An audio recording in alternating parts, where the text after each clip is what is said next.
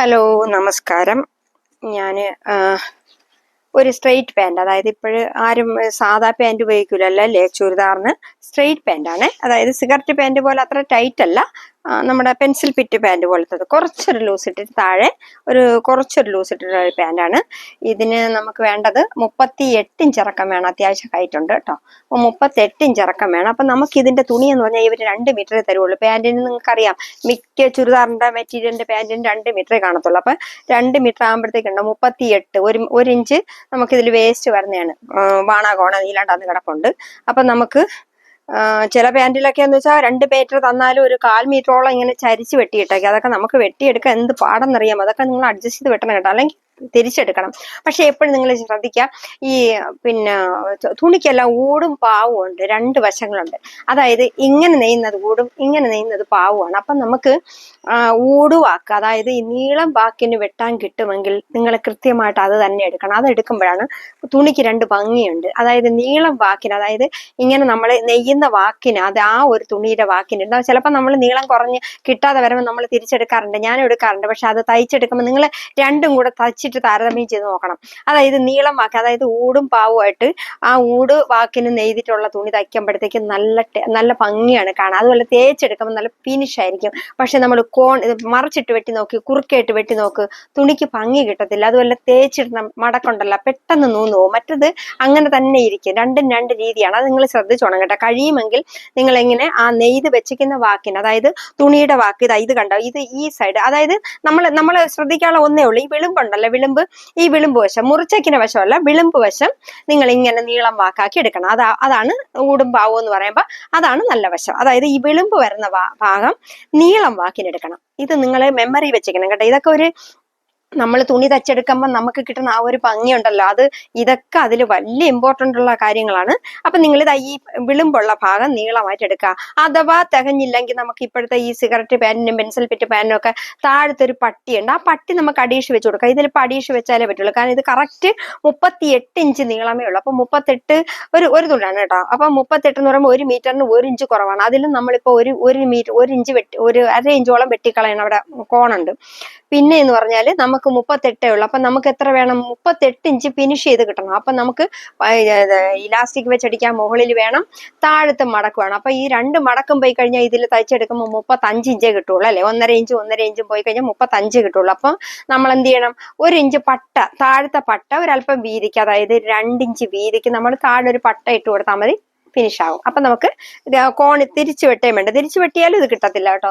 തിരിച്ചു വെട്ടിയാലും നമുക്കിപ്പോ 39 ഇഞ്ചേ വരണുള്ളൂ. അപ്പൊ നമുക്ക് തയ്ച്ചെടുക്കുമ്പോൾ കിട്ടത്തില്ല. അപ്പൊ ഇങ്ങനെ വെച്ചിട്ട് തന്നെ നിങ്ങൾ ഈ ഊടും പാവും അറിയാല്ല, ഈ ഈ വിളിമ്പ് വരണ വശം നേരെ ഇട്ട് തന്നെ തയ്ക്കണം. ഏത് തുണിയും കഴിയുമെങ്കിൽ അങ്ങനെ തയ്ക്കുക. പിന്നെ ചില തുണികൾ തികയാതെ വരണമെങ്കിൽ നമുക്ക് അങ്ങനെ ചെയ്യാം. അല്ലാത്ത പക്ഷെ ഇങ്ങനെ ഇട്ട് തയ്ക്കുമ്പോഴാണ് തുണിക്ക് ഭംഗിയുള്ളത് കേട്ടോ.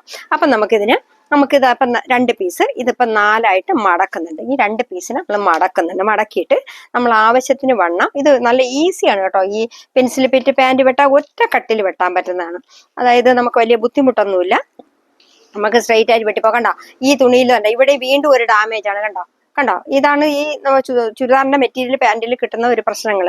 നമുക്ക് അതൊക്കെ തയ്യക്കാരെ ഒരുപാട് ബാധിക്കുന്ന കാര്യമാണ്. ഇറക്കമൊന്നും കിട്ടത്തില്ല.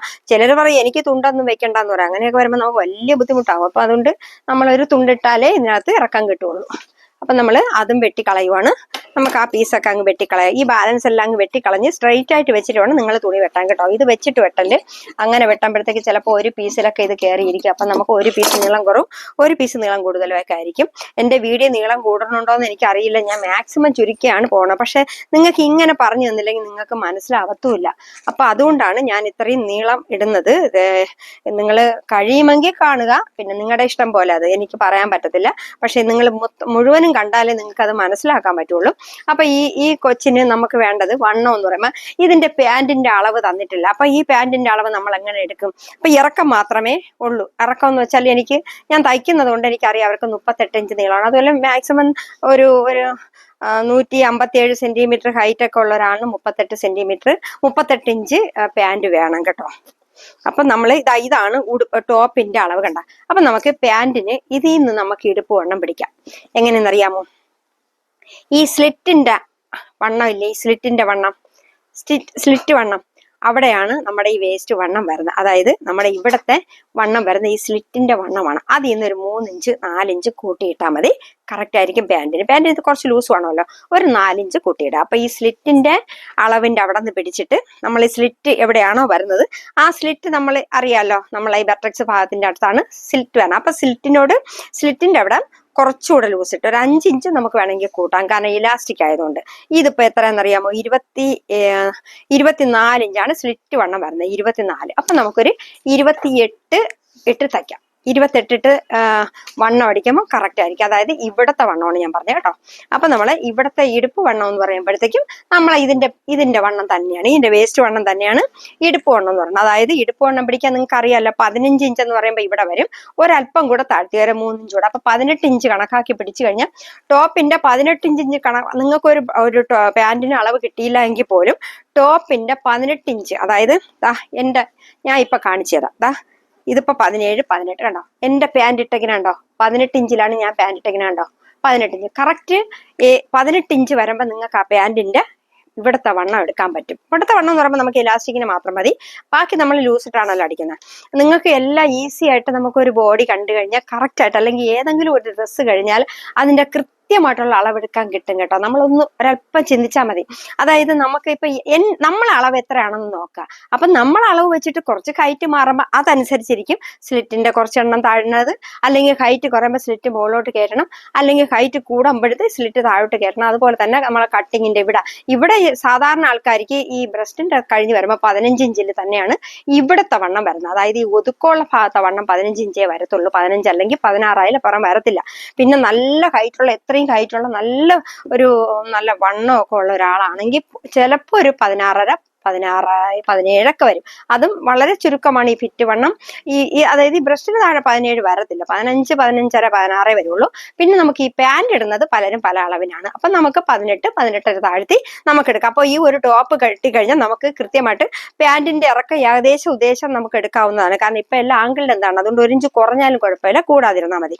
ഇതെന്ന് പറഞ്ഞാല് ഈ ഉടുപ്പിന്റെ വണ്ണം നമുക്ക് കയ്യിലുണ്ട്, ഇത് വെച്ചിട്ട് വേണം നമുക്ക് പാന്റ് അടിക്കാൻ. അപ്പൊ ഇവിടുത്തെ വണ്ണം എന്ന് പറയുമ്പോൾ പെറ്റ് വണ്ണം, അതായത് പാന്റ് ഇടുന്ന ഭാഗത്തുള്ള വണ്ണം എന്ന് പറയുമ്പോൾ 36 ഇഞ്ച് വണ്ണമാണ് വരുന്നത് ഈ ഉടുപ്പിന്. അപ്പൊ ഉടുപ്പെന്ന് പറയുമ്പോൾ ടൈറ്റ് ആയി കിടക്കും. അപ്പൊ നമ്മൾ എന്ത് ചെയ്യണം, പാന്റിന്റെ വണ്ണം ഒരു 23 24 എടുക്കണം. അപ്പൊ 48 ഇഞ്ച് വണ്ണം എടുക്കണം പാന്റ് ഇലാസ്റ്റിക്കിന്. അപ്പൊ നമ്മൾ ഇവിടുന്ന് കറക്റ്റ് ആയിട്ട് അതുപോലെ തന്നെ നിങ്ങൾ ഈ മടക്കി വെച്ചിട്ടുണ്ടല്ലോ, ഈ മടക്ക് കണ്ടോ, ഇവിടെ മടക്കാണ്, ഇവിടെ ഓപ്പൺ ഭാഗമാണ്, കാണല്ലോ, ഇവിടെ ഓപ്പൺ ഭാഗം. അപ്പൊ നിങ്ങൾ എടുക്കേണ്ടത് ഈ ഇടുപ്പ് വണ്ണത്തിന്റെ അവിടെ വെട്ടേണ്ടത് ഓപ്പൺ ഭാഗത്ത് വെട്ടണം. അതെന്തെന്ന് വെച്ചാല് ചിലപ്പോൾ നമ്മൾ ഈ ടോപ്പിന്റെ സൈഡിലൊക്കെ ചുരിദാറിന്റെ മെറ്റീരിയൽ, പാന്റിന്റെ മെറ്റീരിയൽ വെച്ച് ഡെക്കറേഷൻ ചെയ്യാറുണ്ടല്ലേ. അപ്പൊ ചിലപ്പോൾ തുണി തികഞ്ഞെന്ന് വരില്ല. അപ്പൊ നമ്മൾ ഇവിടെ നിന്ന് ഇടുപ്പ് വണ്ണം വെട്ടിയിട്ട് ഇവിടെ നിന്ന് കാല് വണ്ണം വെട്ടിക്കഴിഞ്ഞാൽ ഇത്രയും പീസ് കൂടെ നമുക്ക് കിട്ടും, 2 സൈഡിൽ കൂടെ.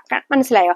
ഇതൊക്കെ ഒരു ടെക്നിക്ക് വെട്ടാണ് കേട്ടോ. ഞാൻ ഇങ്ങനെ പഠിച്ചത് കൊണ്ട് എനിക്ക് ഇൻഡയറക്റ്റ് കാര്യങ്ങളാണ് കുറച്ച് കൂടുതൽ ഇഷ്ടവും എളുപ്പവും. കാരണം നമുക്ക് തുണിയൊക്കെ ലാവിഷായിട്ട് വെട്ടാൻ കിട്ടും, അതുകൊണ്ടാണ്. അപ്പൊ നമ്മൾ ഇവിടെ എന്ന് പറഞ്ഞപ്പോൾ 48 വരണം. അപ്പൊ എത്ര, 14 ഇഞ്ച് വണ്ണമായിട്ട് വെട്ടിയാലേ പറ്റുള്ളൂ. അപ്പൊ നമ്മളെ കാല് വണ്ണം എന്ന് പറയുമ്പോൾ 30 ഇഞ്ച് വരണം. അപ്പൊ 15 ഇഞ്ച്, അപ്പൊ 16 ഇഞ്ച് ഇട്ട് വെട്ടണം. 30 ഇഞ്ച് ലൂസാണ് കേട്ടോ, അവർക്ക് ടൈറ്റ് അല്ല, ഇത് ലൂസായിട്ട് ഇടണം. ഇത്തിരി പ്രായമുള്ള ഒരാളാണ്. അപ്പൊ 30 ഇഞ്ച് ഇട്ട് വെട്ടണം. 28 ഇഞ്ചൊക്കെ കാല് വണ്ണമുള്ളൂ. അപ്പൊ നമ്മൾ ടൈറ്റ് ആക്കാതെ കുറച്ച്, അതുപോലെ ഈ തുണിയൊക്കെ കുറച്ച് ടൈറ്റ് ആക്കി കഴിഞ്ഞാൽ പിന്നെ പെട്ടെന്ന് വിട്ടുപോകും. അപ്പൊ നമുക്ക് 30 ഇഞ്ചാണ് വേണ്ടത്. അപ്പൊ എന്ത് ചെയ്യണം, കാല് വണ്ണം നമുക്ക് ഈ തുടയുടെ വണ്ണം അത് നമുക്ക് എടുക്കേണ്ടത് പിന്നെ 16 ഇട്ട് വെട്ടണം. അപ്പൊ നമ്മൾ എപ്പോഴും ഇവിടുത്തെ ഈ പാന്റിന്റെ കട്ട് പോയി ഇവിടെ നമ്മൾ ഓപ്പൺ ഭാഗം വരുന്നുണ്ടല്ലേ, അത് എങ്ങനെ നോക്കിയാലും ലേഡീസിന് ഒരു 15 ഇഞ്ചിൽ കുറയാതെ എടുത്തിരിക്കണം, അല്ലെങ്കിൽ നമുക്ക് പിടിക്കും. അതുകൊണ്ട് 15 ഇഞ്ച് കുറയാതെ എടുക്കണം. 15 16 ഇട്ട് വെട്ടണം. അപ്പൊ നമുക്ക് ഇലാസ്റ്റിക്കും കൂടെ ആകുമ്പോഴത്തേക്ക് കറക്റ്റ് ആകും. എന്നിട്ട് അതിനെ നമ്മളിങ്ങനെ വളച്ചു വെട്ടി കൊടുത്താൽ വേറെ ഒന്നും ചെയ്യാനില്ല, അതിന് നമുക്ക് ഇതിലൊന്നും ചെയ്യാല്ല. അപ്പൊ ഇതില് കാലിന്റെ വണ്ണം എന്ന് പറയുമ്പോൾ 9 ഇഞ്ച് എടുത്തിട്ടുണ്ട്. 9 ഇഞ്ച് 18 ഇഞ്ച്, അവർക്ക് കുറച്ചൊരു ലൂസ് വേണം. അപ്പൊ നമുക്ക് ഒരു 7.5 ഇട്ട് തയ്ക്കാം. അപ്പൊ 15 ഇഞ്ച് കിട്ടും. കേട്ടോ. 9 ഇഞ്ച് ഞാൻ എടുത്തിട്ടുണ്ട്. അപ്പൊ കാലുവണ്ണം ഇവിടെ നമുക്ക് 32 എടുത്തിട്ടുണ്ട്. ഇവിടെ നമ്മൾ എത്ര എടുത്തിട്ടുണ്ടെന്ന് അറിയാമോ? 11, 22. അതായത് മുട്ടിന്റെ ഭാഗം വരുന്ന ഭാഗത്ത് 22 എടുക്കണം നമ്മളിങ്ങനെ. എന്നിട്ട് നമ്മളിങ്ങനെ കറക്റ്റ് ഇങ്ങനെ വെട്ടിക്കൊടുത്താൽ മതി. വേറെ ഇതിൽ ഒന്നുമില്ല കേട്ടോ. നമുക്ക് ആർക്ക് വേണമെങ്കിലും ഒരു പാന്റിന്റെ തുണി കിട്ടിയാൽ വെട്ടി തയ്ക്കാവുന്നതേ ഉള്ളൂ.